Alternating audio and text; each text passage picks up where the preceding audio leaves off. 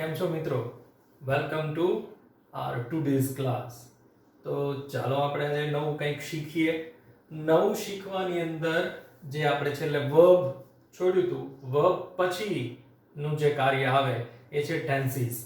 કારણ કે verb ultimately જોડાયેલું રહે છે ટેન્સીસ સાથે. તો લાસ્ટ ટાઈમ મેં પ્રોમિસ કરી હતી કે we will begin with tenses. તો ટેન્સીસ આપણે આજે શીખવાના છે. આમ તો મારું એવું માનવું છે કે અત્યાર સુધીમાં તમે ટેન્સીસ શીખીને જ આવ્યા હશો, એટલે થોડું બેઝિક નોલેજ તમારામાં હશે ફોર ધ ટેન્સીસ. થોડી વાત એવી કરી દઈએ કે tenses there are 12 tenses, 12 tenses છે, 12 કાળ છે. તો જો એ 12 કાળને આપણે જો કેટેગરીની અંદર વહેંચીએ તો મુખ્ય 3 કાળ, વર્તમાન કાળ, ભૂતકાળ અને ભવિષ્યકાળ, અને 3 મુખ્ય કાળની અંદર 4 બીજા પેટા ટેન્સીસ આવે, પેટા કાળ આવે. તો આવી રીતે આખું વહેંચાયેલું છે. તો હવે જે આપણે શરૂઆત કરવાની છે જે ટેન્સીસ શીખવાની એ પ્રેઝન્ટ ટેન્સ થી કરવાની છે. તો હવે પ્રેઝન્ટ ની અંદર મુખ્ય 2 કાળ એવા છે કે જે ઓલવેઝ ક્રિએટ અ કન્ફ્યુઝન, એ આપણા મનમાં કંઈક મૂંઝવણ ઊભી કરતા હોય છે. તો એટલા માટે આપણે થોડું અલગ રીતે શીખવાના છીએ. અલગ ઇન ધ સેન્સ કે 2 ટેન્સીસને એક સાથે લઈને આપણે શીખવા છે. શીખીશું પૂરેપૂરા બંને ટેન્સીસ, પણ એક સાથે એટલા માટે કે તમે એને કેટેગરાઇઝ કરી શકો, તેમાંથી તમે કોઈ તફાવત શોધી શકો કે આ બંને કાળ શા માટે અલગ છે. આ બંને ખૂબ મૂંઝવણ, ટ્રબલ ઊભી કરતા હોય છે. એ ઓલવેઝ ક્રિએટ અ કન્ફ્યુઝન. જોઈએ, first is simple present tense અને another is present continuous tense. જો આનું આપણે ગુજરાતી કરીએ તો એવું થાય છે, સિમ્પલ પ્રેઝન્ટ ટેન્સ સાદો વર્તમાન કાળ, અને ધીસ ઇઝ પ્રેઝન્ટ કન્ટિન્યુઅસ એટલે ચાલુ વર્તમાન કાળ. તો આના યુઝીસ મેં અહીં લખ્યા છે. ઇટ ઇઝ ઇન ઇંગ્લિશ, પણ આપણે એને સમજવાનો પ્રયત્ન કરશું ઇન ગુજરાતી. યુઝ એટલે ઉપયોગ. શા માટે આપણે સાદા વર્તમાન કાળનો ઉપયોગ કરીએ અથવા શા માટે ચાલુ વર્તમાન કાળનો ઉપયોગ કરીએ, એને આપણે અત્યારે સમજીએ. there are 7 uses. પહેલો મોટો તફાવત, 7 ઉપયોગો છે, only 1, એક જ ઉપયોગ છે. તો 7 ઉપયોગ સામે એક જ ઉપયોગ, એટલે ખૂબ મોટો તફાવત છે. શા માટે એનો ઉપયોગ કરીએ? સાદો વર્તમાન કાળ. પહેલું છે રેગ્યુલર અથવા repeated action. It shows regular or repeated actions. આનું ગુજરાતી કરીએ તો થશે નિયમિત થતી ક્રિયા. હવે મિત્રો, આપણે જ્યારે વર્બ શીખ્યા તો એમાં એક્શન વર્બ, હેલ્પિંગ વર્બ અને લિંકિંગ વર્બ ત્રણેયની જાણકારી લીધી હતી. તો આ ત્રણેયની જાણકારી હવે સાથે લઈને ચાલવાની છે. તો અહીં જેનો ઉપયોગ થશે that is actions. તો અહીં એક્શનનો ઉપયોગ કરવાનો છે, ક્રિયા એટલે કે ક્રિયાપદ, બરાબર, અથવા રેગ્યુલર રિપીટેડ એક્શન, નિયમિત થતી ક્રિયા, જે ક્રિયા નિયમિત રીતે થાય છે. ફેક્ટ નો મતલબ કરશું હકીકત અથવા વાસ્તવિકતા.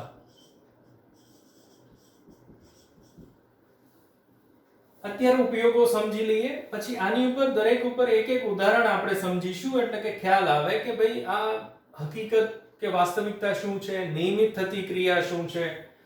હેબિટ એટલે ટેવ, અને ઘણીવાર આપણે કુટેવ પણ લઈ શકાય એની અંદર. ટેવ અને કુટેવ, ઘણાને ટેવ પણ હોય અને એ જ ટેવ જે છે એ બીજા માટે કુટેવ હોય, અને કોઈકને કુટેવ હોય બીજા માટે ટેવ હોય. હવે એની અંદર આપણે નથી પડતા, પણ આપણે સમજીએ કે આ શા માટે એનો ઉપયોગ થાય છે. things that are always or generally true. things that are always or generally true. તો એવી વસ્તુઓ કે જે મોટા ભાગે સત્ય હોય, અથવા હંમેશા એ સત્ય જ હોય. એટલે એવી એક્શન્સ કે જે લગભગ બધા માટે એક સમાન હોય, બરાબર. તો એમાં આપણે એને ઇંગ્લિશમાં યુનિવર્સલ ટ્રુથ પણ કહે છે અને ઘણીવાર આપણે એને સનાતન સત્ય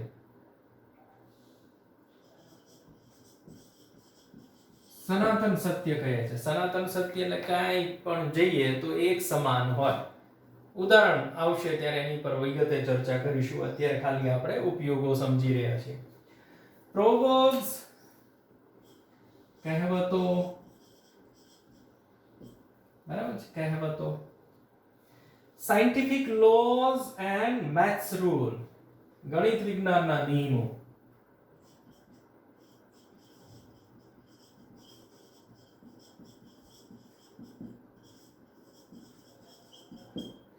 ગણિત વિજ્ઞાનના નિયમો અથવા સિદ્ધાંતો. તો હવે જેટલા પણ ગણિત વિજ્ઞાનના નિયમો અથવા સિદ્ધાંતો છે શેમાં લખાશે? સાદા વર્તમાન કાળ એટલે સિમ્પલ પ્રેઝન્ટ ટેન્સમાં. હવે જોઈએ રનિંગ કોમેન્ટ્રી. આ એક થોડું ઇન્ટરેસ્ટિંગ છે. રનિંગ કોમેન્ટ્રી એટલે જ્યારે મેદાનમાં રમત રમાતી હોય અને ત્યારે બાજુમાં બેઠા બેઠા માઇક પર અથવા ટીવી પર કોમેન્ટ્રી આપી રહ્યા હોય. તમે ક્રિકેટ, ફૂટબોલ એની અંદર આ બધું જોયેલું છે કે ભાઈ કોમેન્ટ્રી સાથે ચાલતી હોય. તો એ જે કોમેન્ટ્રી જે છે એ હંમેશા સાદા વર્તમાન કાળની અંદર બોલાતી હોય છે. ઘણીવાર ભૂતકાળ પણ આવે, ચાલુ વર્તમાન કાળ પણ એની અંદર આવી શકે, પણ એમાં થોડો ફેર એવો છે. ખરેખર વાસ્તવિક નિયમ એવો છે કે ભાઈ એક પછી એક થતી ક્રિયા, એક પછી એક સિરીઝ ઓફ એક્શન્સ થતી હોય તો આપણે સાદો વર્તમાન કાળ વાપરવાનો હોય છે. ભલે એ આપણી સામે થાય છે પણ સિરીઝ ઓફ એક્શન, એક પછી એક બધી જ ક્રિયાઓ થતી હોય. એટલે દાખલા તરીકે કોઈ પ્લેયર બોલ મારે, બરાબર છે, બેટથી, અને he hits the ball, fielder catches the ball, he throws the ball, બરાબર. તો આ સિરીઝ ઓફ એક્શન એટલે એક પછી એક થતી ક્રિયા છે. એટલે આવી સિરીઝ ઓફ એક્શન ક્યાંય પણ હોય તો એ હંમેશા સાદા વર્તમાન કાળની અંદર ઉપયોગમાં લેવાય. થોડું ડિટેલમાં છે પણ પૂરેપૂરો સમજાવવાનો પ્રયત્ન કરી રહ્યો છું. હવે અહીં એક જ ઉપયોગ છે, action happening at the time of speaking. તો at the time of speaking action happening, બરાબર સમજો.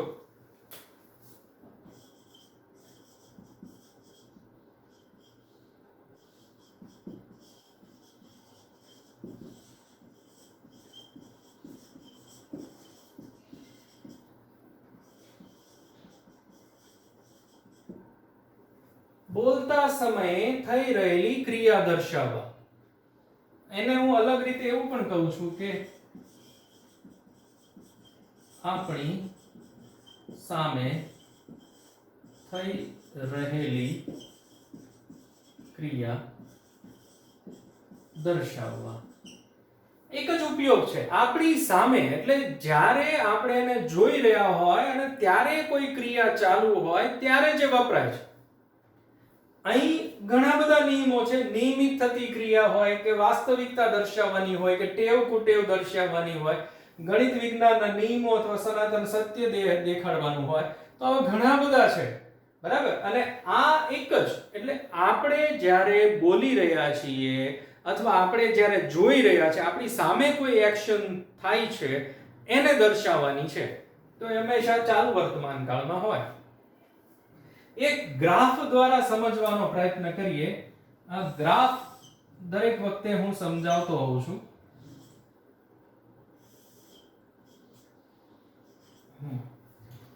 તો see this is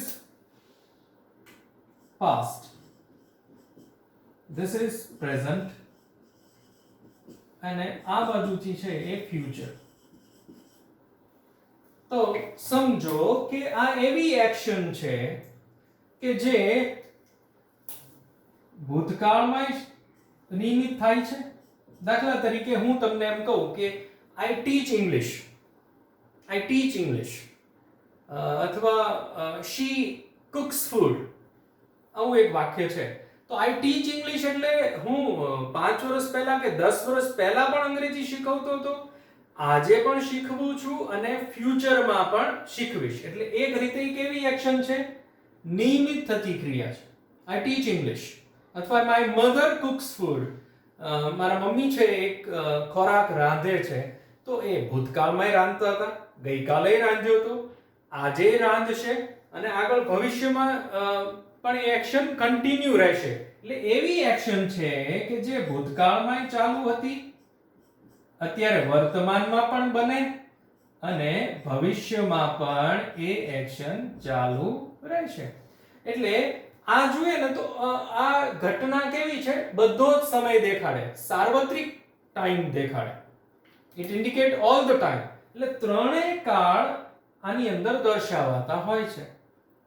ત્રણેય કાળ સમજો બરાબર. ત્રણેય કાળ કઈ રીતે દર્શાવે કે ભાઈ આ જે એક્શન જેટલી પણ છે, ફોર એક્ઝામ્પલ કોઈ ટેવ હોય કે I write with right hand. Write with right hand એટલે હું જમણા હાથથી લખું છું. આપણું સારું ગુજરાતીમાં વાક્ય બનાવે કે ભાઈ હું જમણા હાથથી લખું છું. તો આ મારી ટેવ થઈ. તો આ ટેવ જે છે એ અત્યારની છે નહીં. એ ભૂતકાળમાં પણ હું જમણા હાથથી લખતો હતો, અત્યારે પણ જમણા હાથથી લખીશ અને ભવિષ્યમાં પણ જમણા હાથથી જ લખીશ. એટલે આ એક્શન કેવી થઈ? all the time. It indicate all the time. બધા જ સમય દેખાડે છે. બરાબર છે. દાખલા તરીકે હું એક બીજું વાક્ય કે હું ભાવનગરમાં રહું છું.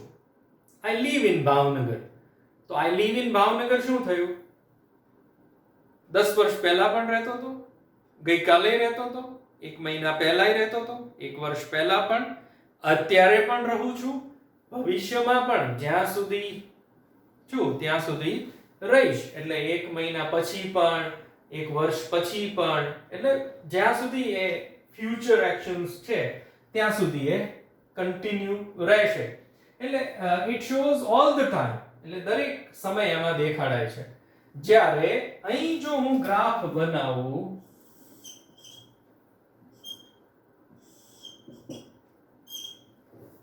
સેમ અહીંયા પણ હું લખીશ this is past, this is present અને આ છે future. તો શું થશે કે અહીં જે એક્શન જે છે અત્યારે આ સમયે હાલમાં ચાલુ છે, એટલે એક જ સમય આમાં દર્શાવાશે. એક જ સમય હાલમાં. સમજાય છે? ક્યારે શરૂ થઈ, ક્યારે પૂરી થઈ, that doesn't matter at all. આ એક્શન ક્યારે શરૂ થશે, ક્યારે પૂરી થશે એ નહીં. અત્યારે હાલમાં મારી સામે ક્રિયા ચાલુ છે. દાખલા તરીકે હું તમને ભણાવી રહ્યો છું. હવે ક્યારે શરૂ થઈ, ક્યારે પૂરી થઈ એ કોઈ આમાં દર્શાવવાનું નથી. માત્ર એક જ વસ્તુ દેખાડવાની છે કે ભાઈ અત્યારે હું ભણાવી રહ્યો છું. દાખલા તરીકે મારી સામે કોઈ છોકરો દોડીને જઈ રહ્યો છે તો હું કહીશ કે the boy is running. The boy is running. કોઈ મારી સામે વાંચી રહ્યું છે અથવા મારી સામે કોઈ સૂઈ રહ્યું છે તો she is sleeping. તો એ એક્શન ક્યારની છે? right now. ભૂતકાળમાં ક્યારે શરૂ થઈ કે ભવિષ્યમાં શું છે એ કોઈ ચર્ચા નહીં. માત્ર કઈ અત્યારે, આ સમયે, હાલમાં. સમજાય છે? એટલે આ બંને વચ્ચે ફેર એટલો છે કે આ બધા જ કાળ સાથે લઈને ચાલે છે, જ્યારે આ પ્રેઝન્ટ એટલે હાલનો, અત્યારનો સમય જ ઇન્ડિકેટ કરે છે. આ મોટો ફેર છે. આમાં આટલા બધા ઉપયોગો છે અલગ અલગ રીતે, અને આ ઉપયોગો સીમિત છે. એક જ હાલમાં, અત્યારે, આપણી સામે, અથવા આપણે જ્યારે બોલી રહ્યા છીએ ત્યારે એક્શન ચાલુ છે. બરાબર છે મિત્રો? તો આ સમજાયું હશે તમને કે આપણે સિમ્પલ પ્રેઝન્ટ ટેન્સ શા માટે વાપરીએ છીએ અને પ્રેઝન્ટ કન્ટિન્યુઅસ ટેન્સ શા માટે વાપરીએ છીએ.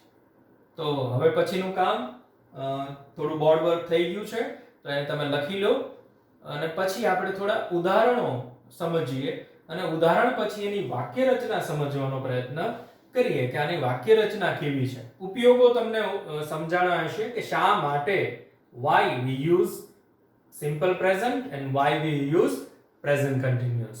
ચાલો તો હવે લખી લઈએ.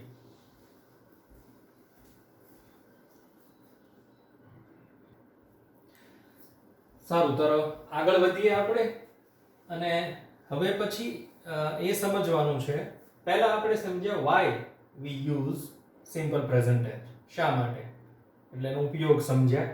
હવે આપણે સમજવાનું છે how we use simple present tense અથવા એના વાક્ય રચનાઓ. આપણે સેન્ટેન્સ સ્ટ્રક્ચર અથવા સેન્ટેન્સ પેટર્ન ને લખ્યું છે, તો અહીં આપણે સમજવા જઈ રહ્યા છીએ એની વાક્ય રચના. બરાબર છે? એટલે સ્ટેપ બાય સ્ટેપ આપણે આગળ વધી રહ્યા છે. First we get use, then the structure, અને પછી આપણે કીવર્ડ્સ ની વાત કરવાના છીએ. એટલે વાક્ય રચના ખૂબ અગત્યની છે કોઈ પણ કાળની. વાક્ય રચના કોઈ પણ કાળની એક સમાન છે. તમે બરાબર સાંભળ્યું છે. હું એવું કહી રહ્યો છું કે જેટલા ટેન્સીસ છે, ઓલ ધ 12 ટેન્સીસ, જેટલા 12 કાળ આપેલા છે, એમાં વાક્ય રચના એક સમાન છે. યસ, જોઈએ કઈ રીતે. સમજો કે કોઈ પણ કાળની વાક્ય રચના લેવી હોય તો એની અંદર પહેલા આવે સબ્જેક્ટ. આગળ શીખીને આવે છે સબ્જેક્ટ એટલે કે કર્તા. પછી એની પછી આવશે ધેટ ઇઝ વર્બ એટલે કે ક્રિયાપદ, એ પણ આપણે શીખ્યા છીએ. અને પછી આવશે ઓબ્જેક્ટ. અને એવું પણ આપણે શીખ્યા કે ઘણી વખત કર્મ ન હોય, એવું બને તો ઓબ્જેક્ટ ન હોય તો આપણે મૂકી શકાય, શું મૂકી શકાય? અધર વર્ડ્સ, અન્ય શબ્દો. બરાબર? ટ્રાન્ઝિટિવ અને ઇનટ્રાન્ઝિટિવ તમને યાદ છે. તો દરેક વાક્યમાં કર્મ હોય એવું જરૂરી નથી, ન પણ હોય. એટલે કર્મ ન હોય તો બીજા શબ્દો હોય. એટલે ઇન શોર્ટ આપણે જે વાત કરી રહ્યા છીએ એવી છે કે દરેક કાળમાં વાક્ય રચના એક સમાન છે. કર્તા, ક્રિયાપદ અને કર્મ. હું લખીને બતાવું.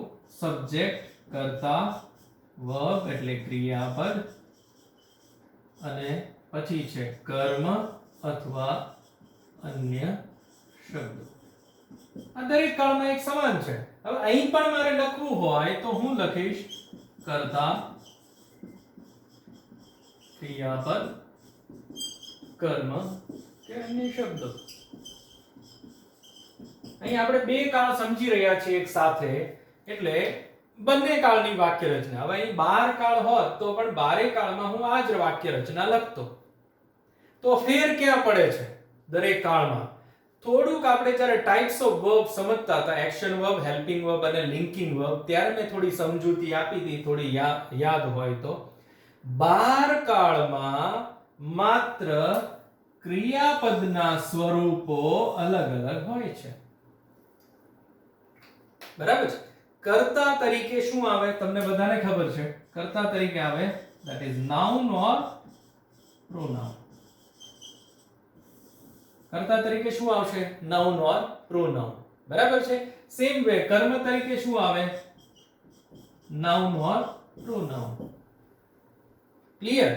તો જે ફેર આવે છે, જે કાળ ઇન્ડિકેટ કરે છે, એ બીજું કોઈ નથી.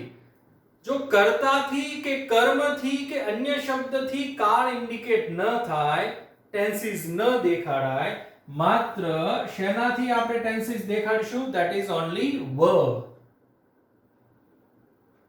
ક્લિયર થાય છે? એટલે જેટલા કાળ એટલા ક્રિયાપદના સ્વરૂપો અલગ અલગ છે.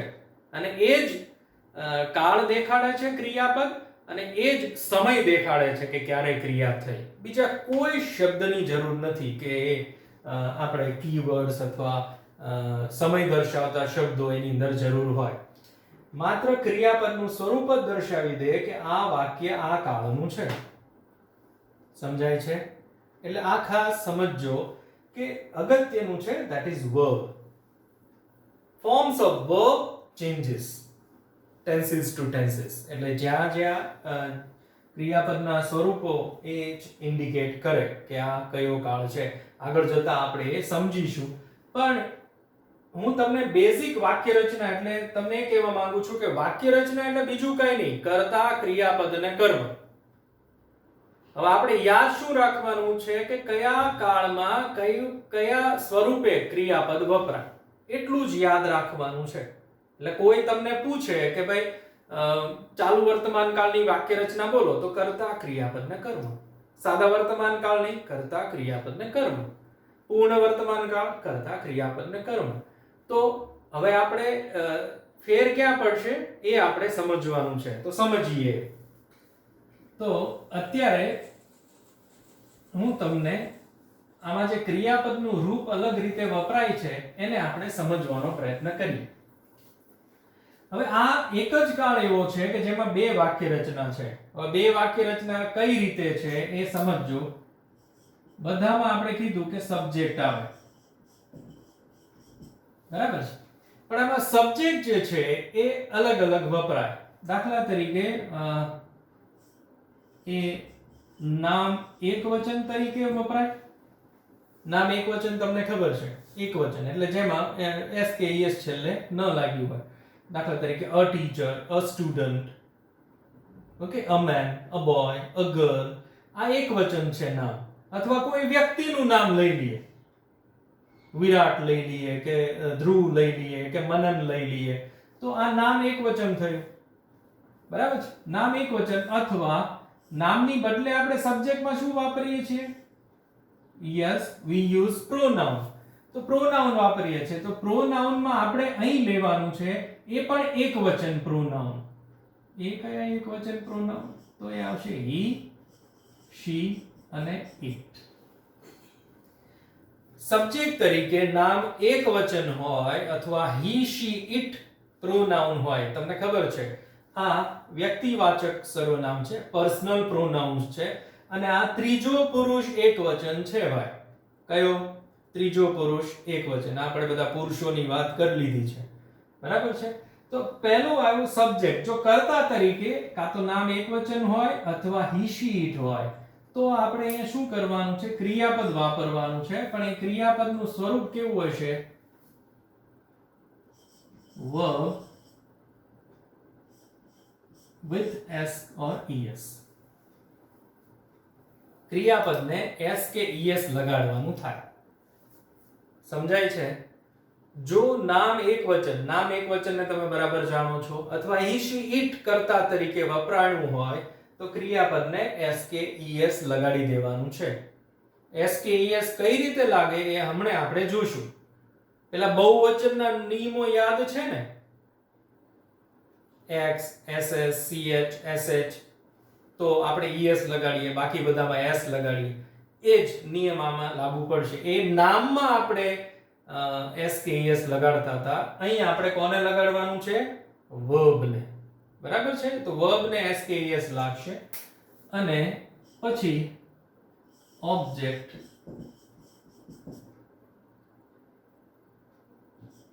અથવા other words. કર્તા, ક્રિયાપદ અને કર્મ. બરાબર છે. હવે આ એક વાક્ય રચના થઈ. Now look at the second one. તો એમાં સમજીએ આપણે નામ બહુવચન અથવા નામ બહુવચન લેવાનું છે અથવા I, we, you, they. આને પણ તમે ઓળખો છો, I, we, you, they. નામ બહુવચન અથવા I, we, you, they. તો I, we, you, they હોય એ પણ પ્રોનાઉન છે અને નામ બહુવચન તમને ખબર છે. દાખલા તરીકે નામ એકવચનમાં અ ટીચર લઈએ તો નામ બહુવચનમાં ટીચર્સ, અ સ્ટુડન્ટ તો સ્ટુડન્ટ્સ, પીપલ, ચિલ્ડ્રન. આ બધા શું થયા? નામ બહુવચન થયા. તો નામ બહુવચન હોય અથવા I, we, you, they હોય, that is pronoun. કર્તા વિભક્તિના સર્વનામ છે, તમને ખબર છે. યસ. તો આપણે અહીંયા શું કરવાનું છે? verb જ વાપરવાનું છે. પણ verb જે છે એ મૂળ રૂપે બેઝ ફોર્મ યાદ છે ને? verb ફોર્મ ની અંદર આપણે ચર્ચા કરી હતી. બેઝ ફોર્મ એને આપણે V1 પણ કહીએ છીએ. એટલે ક્રિયાપદ મૂળ સ્વરૂપે, એમાં કોઈ ફેરફાર કરવાનો નહીં. ઓકે. આમ તો આ બંને બેઝ ફોર્મ જ કહેવાય, પણ આમાં s કે es લાગે છે એ કારણ કે નામ એકવચન અને he, she, it છે એટલે જ. અને એક વાત હું તમને ઇન્ટરેસ્ટિંગ કહી દઉં કે દરેક કાળના ક્રિયાપદના રૂપો અલગ અલગ છે અને એને આપણે સહેલાઈથી આઈડેન્ટિફાઈ કરી દઈએ. અને કોઈ એક રૂપ બીજા કાળમાં વપરાતું નથી. જો અહીં આપણે આને વાક્ય રચના આપણે સમજીએ, આની એક જ છે. શરૂઆત આપણે કરીશું that is subject, પછી શું મૂકીશું? am, is કે are, અને પછી આવશે verb ing. આ રૂપ અલગ અને અહીંયા પણ રૂપ અલગ. એટલે આવા હું બારે બાર લખીશ તો બારે બારમાં ક્રિયાપદના રૂપો અલગ છે, એટલે યુનિક. કોઈ એક કાળ એક સરખા રૂપો વાપરતું નથી. અને અહીં પણ આપણે મૂકીશું ઓબ્જેક્ટ અથવા અધર વર્ડ્સ. આ અધર વર્ડ શા માટે હું લખું છું? કારણ કે ઘણીવાર એવું બને કે દરેક કાળમાં કર્મ ન હોય, ટ્રાન્ઝિટિવ અને ઇનટ્રાન્ઝિટિવ. યસ, તો અહીંયા હવે બાકી રહી ગયું છે તો ઓબ્જેક્ટ ઓર અધર વર્ડ્સ. ક્લિયર? તો આ વાક્ય રચના તમને સમજાય છે. અહીં આપણે યાદ શું રાખવાનું છે? this one. નામ એકવચન he, she, it. નામ બહુવચન I, we, you, they. તો I, we, you, they હોય અથવા નામ બહુવચન હોય તો આપણે મૂળ રૂપ અથવા V1 બેઝ ફોર્મ આપણે વાપરવાનું છે. ક્રિયાપદમાં કોઈ ફેરફાર કરવાના થતા નથી. અને જો ક્રિયાપદ આ રીતનું હોય, નામ એકવચન હોય અથવા he, she, it હોય તો આપણે s અથવા es લગાડવાનો છે. દાખલા તરીકે અહીં પ્લે હોય તો શું થાય? પ્લે. અને અહીંયા શું થાય? ખાલી પ્લે. ટીચ હોય તો અહીંયા ટીચીસ થાય અને અહીંયા શું થાય? ટીચ. એટલે અહીં s કે es લાગે, અહીં ખાલી એમ નામ જ વપરાય, કોઈ ફેરફાર નહીં. અને ઓબ્જેક્ટ ને અધર વર્ડ્સ ને કાંઈ ચેન્જ થતો નથી. હવે અહીં સમજો કે સબ્જેક્ટ પછી am લીધું છે, is લીધું છે અને are લીધું છે. તો હવે આ તો આપણને ખબર હશે ને? યસ. ન ખબર હોય તો આપણે કહી દઈએ કે ભાઈ I હોય તો આપણે મૂકીશું am. નામ એકવચન અથવા he, she, it અથવા નામ એકવચન હોય તો આપણે મૂકીશું is. બરાબર કરી દઈએ અહીંયા. અને ત્રીજું છે I, we, you, they અથવા નામ બહુવચન હોય તો આપણે વાપરીશું આ. ઓકે, આ સમજાણું? ક્યારે એમ આવે, ક્યારે is આવે ને ક્યારે are આવે. I સાથે જ એમ આવે, બીજા કોઈ સાથે એમ આવતો નથી. અને દરેક સાથે ક્રિયાપદનું એક જ સ્વરૂપ છે verb ing. આ તો ખૂબ સરળ, આપણને ખૂબ મજા આવે. ing teach નું teaching, play નું playing, drink નું drinking, sleep નું sleeping. ખૂબ સરસ અને ખૂબ સરળ છે. અને ઓબ્જેક્ટ અને અધર વર્ડ્સ. તો આ જુઓ તો વાક્ય રચના બંનેની એક સમાન થઈ રહી છે. હવે આગળ સમજીએ કીવર્ડ્સ.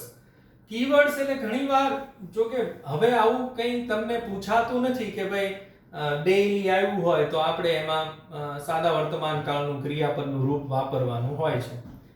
તમને જે પૂછાશે એની હવે ચર્ચા આપણે કરવાની, પણ થોડીક હું વાત એ રીતે કરી લઉં કે એક તો તમને ફંક્શન્સ એના પૂછાશે, ડિસ્ક્રાઇબિંગ એક્શન.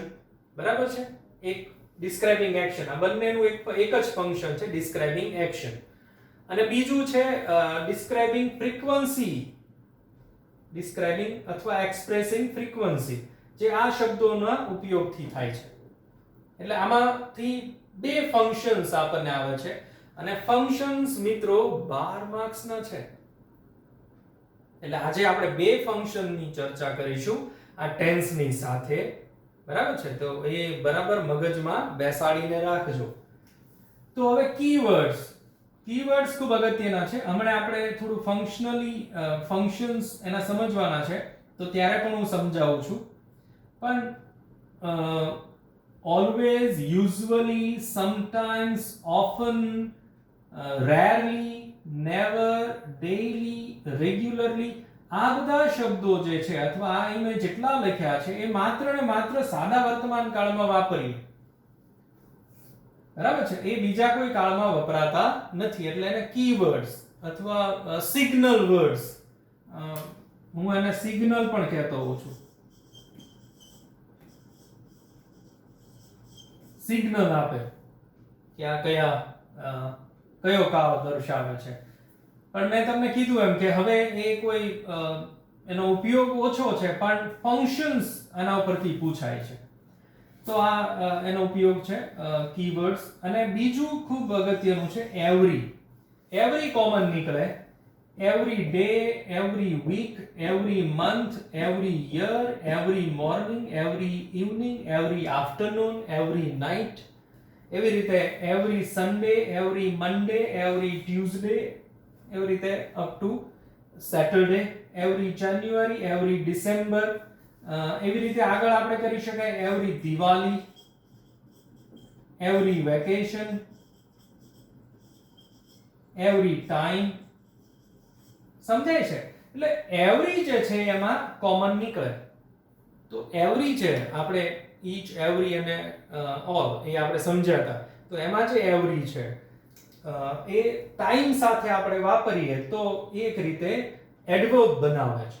એડવર્બ એટલે ક્રિયા વિશેષણ. અને બીજું કહી દઉં કે આ બધા એડવર્બ જ છે.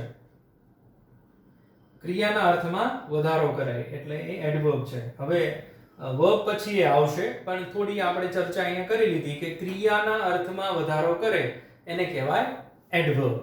તો હવે સમજાણું હશે કે ભાઈ આ વાક્ય રચના અને આમાં એ વપરાતા શબ્દો. હમણાં થોડા એક્ઝામ્પલ લઈ અને થોડું સમજાવવાનો પ્રયત્ન કરીશ. હવે અહીં વાક્ય રચના અને એમાં વપરાતા આ શબ્દો આ પણ એડવર્બ જ છે. જુઓ તો look, see, watch, hear, listen. look એટલે જોવું, see એટલે જોવું અને watch એટલે જોવું. જ્યારે રેગ્યુલર ક્લાસ શરૂ થશે ત્યારે હું સમજાવીશ. look, see અને watch ત્રણેય જોવા માટે વપરાય છે. hear અને listen આ સાંભળવા માટે છે. તો આ જે મેં બે ભાગમાં વહેંચ્યા છે,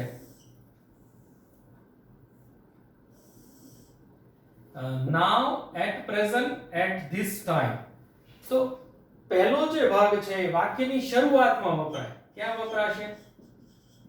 વાક્યની શરૂઆતમાં. અને આ ક્યાં વપરાશે? વાક્યના અંતે. એટલે આ પણ કીવર્ડ્સ અથવા એને આપણે કહીશું સિગ્નલ વર્ડ્સ કે જે આ કાળમાં જ વપરાય. look, see, watch શરૂઆતમાં એડવર્બ તરીકે, now, at present, at this time શરૂઆતમાં એડવર્બ તરીકે આનો ઉપયોગ આપણે કરીએ છીએ. તો આ તમને વાક્ય રચના અને કીવર્ડ્સ ની સમજૂતી અત્યારે મળી હશે. હવે થોડાક એક્ઝામ્પલ્સ સમજીએ અને પછી આપણે આગળ વધીએ. ત્યાં સુધી બોર્ડ વર્ક સરસ રીતે લખી જવાનું છે.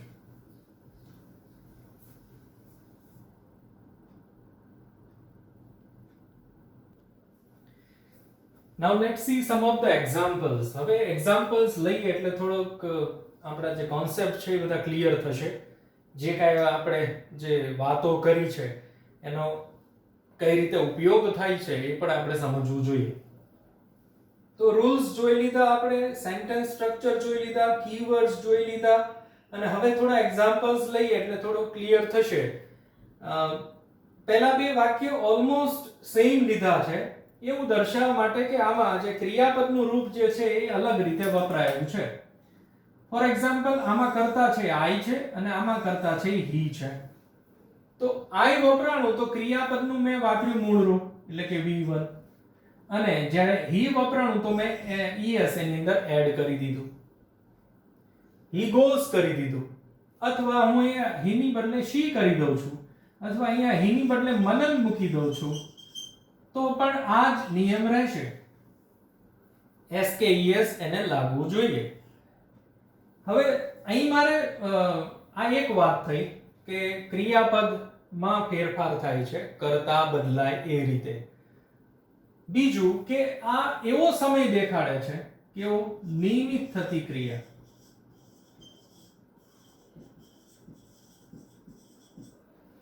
I go to school. પછી મારે એમાં એવરી ડે લખવાની જરૂર નથી અથવા ડેઈલી ન લખું તો ચાલે અથવા હું અહીંયા ઓલવેઝ ન લખું તો ચાલે. ચાલે લખો તો પણ વાંધો નથી. ફોર એક્ઝામ્પલ તમે એમ કહો કે I always go to school, તો શું અર્થ થાય? પહેલા આ વાક્ય સમજી લઈએ. આઈ ગો ટુ સ્કૂલ, હું સ્કૂલ પર જાઉં છું. આઈ ગો ટુ સ્કૂલ, હું સ્કૂલ પર જાઉં છું. હી ગોઝ ટુ સ્કૂલ, તે સ્કૂલે જાય છે. તો બંને ક્રિયા એવી છે કે જે નિયમિત રીતે થતી હોય. મેં તમને પહેલા પણ કીધું કે સાદો વર્તમાન કાળ છે, પેલા ગ્રાફથી ભૂતકાળમાં જાય છે, અત્યારે જાય છે અને ભવિષ્યમાં પણ જશે. એ સ્ટુડન્ટ હોય તો સ્કૂલે જાય છે, હું ટીચર છું તો પણ સ્કૂલે જાઉં છું. હી ગોઝ ટુ કોલેજ, તો એ કોલેજ જાય છે, એટલે એ કોલેજનો સ્ટુડન્ટ છે. તો આ સમજો કે હવે મારે એમાં ડેઈલી એવરીડે લખવાની જરૂર નથી, કારણ કે એ પોતે જ એવો સમય દેખાડે છે કે જે નિયમિત થતી હોય એવી એક્શન. એટલે આ બરાબર સમજીને ચાલજો. એટલે એક તો આ મોટો ફેરફાર થાય, કર્તા પ્રમાણે ક્રિયાપદના રૂપમાં ફેરફાર થાય, અને બીજું આ ક્રિયાપદ છે એ પોતે જ એવી એક્શન દેખાડે કે જે નિયમિત થતી હોય. ક્લિયર? બીજું વાક્ય જોઈએ. She sometimes cooks food. હવે મેં અહીંયા sometimes એટલા માટે લખ્યું છે કે નિયમિત રાંધતી નથી. હવે હું કદાચ sometimes અહીંથી દૂર કરી દઉં તો she cooks food, તો એ નિયમિત જમવાનું બનાવે છે. નિયમિત રોજિંદી ક્રિયા છે. હવે અહીં હું એમ કહી દઉં કે always cooks food, હંમેશા એ જ બનાવે છે. એટલે એવું પણ બને કે ઘરમાં બે લેડીઝ હોય તો આ બનાવે છે, પેલા નથી બનાવતા, એવું કદાચ એનો અર્થ નીકળે. she never cooks food. never એટલે કદી નહીં, sometimes એટલે ક્યારેક. હવે આને આપણે હવે પછીના લેક્ચરમાં આ જે શબ્દો છે એને સમજવાનો પ્રયત્ન કરીશું. એ આ જ કાળમાં વપરાય છે. એટલે સમજો કે જ્યારે મેં અહીંયા સમટાઈમ્સ એડ કર્યું છે એટલે વાક્ય થોડું એવું બદલાણું કે ક્યારેક, એટલે નિયમિત રીતે નથી થતી પણ એ થાય છે ક્રિયા. હવે જુઓ, they never visit the park. never, ક્યારેય નહીં. હું અહીંયા યુઝ્યુઅલી પણ લખી શકું, ઓફન પણ લખી શકું. એટલે આ બધા શબ્દો એ અલગ અર્થ દર્શાવે છે જે તમને નેક્સ્ટ લેક્ચરમાં ખ્યાલ આવશે. they never visit the park, એ પાર્કમાં ક્યારેય જતા નથી, એટલે કદાચ એની ટેવ હોઈ શકે. they never visit the park. The children always play here. always play. હવે અહીંયા મૂળરૂપ છે એ ધ્યાનમાં રાખજો. આ શબ્દોનો તો પરિચય આપણે લેવાના છીએ, પણ અહીં ક્રિયાપદનું મૂળરૂપ વપરાય છે. કર્તા ધ્યેય છે એટલે એની અસર ક્રિયાપદ ઉપર થાય છે. કર્તા બહુવચન છે એટલે ક્રિયાપદનું મૂળરૂપ. ફોર એક્ઝામ્પલ હું અહીંયા અ ચાઇલ્ડ લખું છું તો અહીંયા શું થઈ જશે? A child plays here. Water boils at 100 Celsius. આ છે ને એ વિજ્ઞાનનો નિયમ થયો કે ભાઈ પાણીનું ઉત્કલન બિંદુ 100 ડિગ્રી સેલ્સિયસ છે. આવું તમે વિજ્ઞાનમાં શીખ્યા. એ જ વસ્તુ મેં અહીંયા ઇંગ્લિશમાં લખી છે. સેમ એટલે આ ગણિત વિજ્ઞાનના નિયમો થયા. આ છે એ સનાતન સત્ય અથવા ભૌગોલિક નિયમ પણ થયો. The earth moves round the sun. જે પૃથ્વી છે એ સૂર્યની આસપાસ ફરે છે. તો આ કેવો થયો? સનાતન સત્ય. પેલું યુનિવર્સલ ટ્રુથ ની વાત કરી હતી, થિંગ્સ ઓલવેઝ રિમેન સેમ. ક્યાંય પણ જાઓ તો મૂવ્સ. અર્થ એકવચન છે એટલે ક્રિયાપદને એસપીએસ. વોટર એકવચન છે, વોટર એકવચન છે ને મિત્રો, એકવચન બહુવચન અને અનકાઉન્ટેબલ નાઉન ની અંદર આપણે આ સમજ લીધી હતી. અનકાઉન્ટેબલ ગણી ન શકાય એટલે એક તો થાય, એટલે એમાં આપણે બોઇલ્સ લગાવ્યું છે, મૂવ્સ લગાવ્યું છે. તમને સમજાણા હશે વાક્યો. અહીં માત્ર એફર્મેટિવ એટલે કે પોઝિટિવ સેન્ટેન્સની જ વાત કરી રહ્યા છીએ. નેગેટિવ હવે આવશે. નેગેટિવ અને ક્વેશ્ચન્સ એટલે ઇન્ટરોગેટિવ સેન્ટેન્સીસ પણ આપણે આમાં સમજવાના છે. હવે જોઈએ ચાલુ વર્તમાન કાળના વાક્યો. Look, the girl is wearing a white dress. Girl એકવચન છે એટલે is વાપર્યું છે અને ક્રિયાપદનું ing વાળું રૂપ છે. અને આ white dress કર્મ છે. લુક જે આપણે સિગ્નલ વર્ડ્સ શીખ્યા એને અહીં આપણે મૂક્યા છે. લિસન સાંભળો, some birds are chirping sweetly. તો આ જે બધા શબ્દો જે છે birds છે એટલે બહુવચન લીધું છે. લિસન એ આ કાળમાં જ વપરાય સિગ્નલ વર્ડ છે. I am teaching English now. I છે એટલે મેં એમ વાપર્યું છે અને એની સાથે ક્રિયાપદનું ing વાળું રૂપ વપરાયું છે. ખ્યાલ આવે છે? તો આ બધા એના એક્ઝામ્પલ્સ છે ચાલુ વર્તમાન કાળમાં. ધ્યાનમાં રાખવાનું છે am is are પછી ing વાળું રૂપ આવે. અને આમાં ખૂબ માથાકૂટ નથી, ખાલી એવી જ ક્રિયાઓ દેખાડવાની છે કે જે અત્યારે આપણી સામે ચાલુ છે. પક્ષીઓ ચીર્પ એટલે કોલાહલ કરી રહ્યા હોય અથવા ગાઈ રહ્યા હોય ત્યારે જ આપણે એ વાક્ય બનાવી શકાય. અને આને આપણે બર્ડ્સ ચીર્પ સ્વીટલી તો અહીંયા પણ આવે. હંમેશા સારું ગાય છે, નિયમિત રીતે સારું ગાય છે, મીઠું ગાય છે. એટલે અહીં અત્યારની the girl is wearing a white dress. હવે તમે એને અહીં લખો ને તો અર્થ શું થાય એ બરાબર સમજજો. જો એક આ વાક્ય અહીં મૂકી દઈએ. The girl wears a white dress. હવે જ્યારે હું આ કાળમાં આ વાક્ય લખું છું એટલે અર્થ એવો થયો આ નિયમિત એટલે ખાલી white dress જ પહેરે છે. જ્યારે અહીં આપણે અત્યારની વાત કરી રહ્યા છે, અત્યારે એને white dress પહેર્યો છે હાલમાં. આમાં હંમેશા એટલે white સિવાય બીજા કોઈ કપડા નહીં પહેર્યા એવો અર્થ તમે અહીંયા કરો છો જ્યારે તમે એને સાદા વર્તમાન કાળમાં યુઝ કરો છો. તો આ એની ટેવ થઈ કદાચ, હેબિટ. એટલે સમજો કે એક જ ખાલી ફેરફાર મેં શું કર્યો છે જોજો. અહીંયા wears કર્યું છે અને અહીંયા is wearing. એટલે એક જ શબ્દમાં મેં ફેરફાર કર્યો છે તો આખો અર્થ એ બદલાઈ જાય છે. એટલે ક્રિયાપદ ખૂબ મહત્વનું છે. એક શબ્દ ક્રિયાપદનું સ્વરૂપ તમે બદલી નાખો, વાક્યનો અર્થ બદલાઈ જશે.